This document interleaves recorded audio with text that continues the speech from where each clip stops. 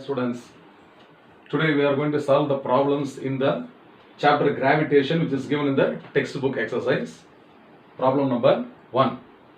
An unknown planet orbits the sun with a distance twice the semi-major axis distance of the Earth's orbit. If the Earth's time period is T1, what is the time period of the unknown planet? It's a very simple numerical problem. So I have taken, this is the elliptical orbit of the Earth. So in an ellipse we know that there is a major axis and a minor axis.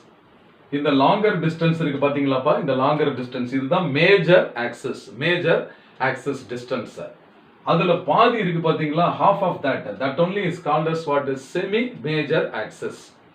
Appa earth oda orbit la வந்து semi major axis எவ்வளவு A1, ஓகேவா? இன்னொரு planet இருக்கு பாத்தீங்களா, unknown planet. இதோட elliptical orbit வந்து larger size-ஆ இருக்குது. அந்த unknown planet உடைய major axis வந்து இந்த end to end distance. அதுல half distance என்ன? semi major axis. அதை A2 அப்படின்னு எடுத்துக்கிறேன். புரியுதா? A2. அப்ப A2 is the semi major axis. அப்ப என்ன கொடுத்திருக்காங்க அப்படினா semi major axis distance of the Earth's orbit ஓட அது twice இருக்குன்னு கொடுத்திருக்காங்க. அப்ப A2 is 2 times A1. அது புரிஞ்சதா first? அப்ப நான் இங்க என்ன எழுத போறேன்னா இங்க A2, ஓகேவா? A2 is equal to twice A1. This is the hint. இப்போ இந்த Earth வந்து ஒரு revolutionல how much time it will take na adukku per enna period of revolution வந்து t1. அப்ப t2 எவ்வளவுன்னு கேட்டிருக்காங்க. t2 எவ்வளவு? Okay, we have to find out. So for this Kepler's third law is used. So from Kepler's third law, which is also having another name that is called as law of periods. Okay va? Kepler's third law is also called law of periods. The square of the time period of a planet around the sun is proportional to cube of the mean distance. Cube of the mean distance. இங்க mean distance வந்து நம்ம semi major axis னு கொடுத்திருக்காங்க. அதனால நான் வந்து இத r cube க்கு பதிலா a cube னு போட்டுக்கலாம். ஓகேவா? அப்ப t square is proportional to a cube. அப்ப for the earth, okay, first I will write for the earth. So for the earth, this relation becomes t1 cube. So I'm sorry, t1 square is proportional to a1 cube அப்படினு எழுதுறோம். இப்போ for the unknown planet, the same equation is rewritten. அப்ப unknown planet ஓட time period நம்ம எழுதணும். So for the unknown planet, the time period is what? t2. அப்ப t2 square is proportional to semi major axis A2. அப்ப A2 cube னு எழுதலாம். சரி, இந்த ரெண்டு ஈக்குவேஷன் நம்ம கெப்லர்ஸ் தேர்ட் லா வச்சு ஃபர்ஸ்ட் ஈக்குவேஷன் வந்து எர்த்துக்கும் செகண்ட் ஈக்குவேஷன் அன்னோன் பிளானட்டுக்கும் நம்ம எடுத்துட்டோம். இப்போ A2 and A1 உடைய ரிலேஷன் நீங்க என்ன கொடுத்திருக்காங்க பாத்தீங்களா? A2 is twice that of A1 னு கொடுத்திருக்காங்க. அப்ப அந்த செகண்ட் எக்ஸ்பிரஷனை நான் என்ன எழுதலாம்?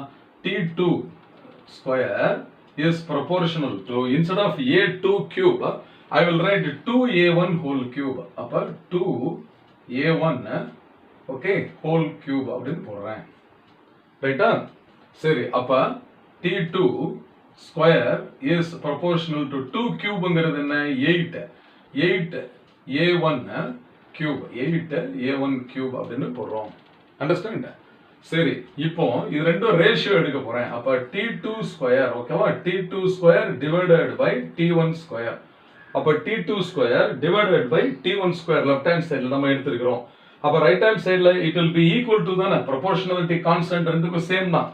சேம் proportionality constantங்கிறதுனால அது டிவைட் பண்ணும்போது கேன்சல் ஆயிடும். அப்ப 8a1 cube on the right hand side, 8a1 cube divided by இங்க a1 cube இருக்குது, a1 cube. அப்ப இப்ப என்ன term cancel ஆக போகுது பாத்தீங்களா? a1 cube on both sides get cancelled. அப்போ t2 square by t1 square is equal to 8 னு வந்துருச்சா? அப்போ இங்க எழுதலாம். அப்போ t2 square by t1 square is equal to 8. Therefore, T2 by T1. இதுக்கு ஸ்கொயர் ரூட் எடுத்தீங்கன்னா it will become what? T2 by T1.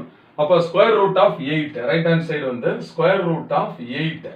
அந்த ஸ்கொயர் ரூட் ஆஃப் 8 வந்து 2 root 2.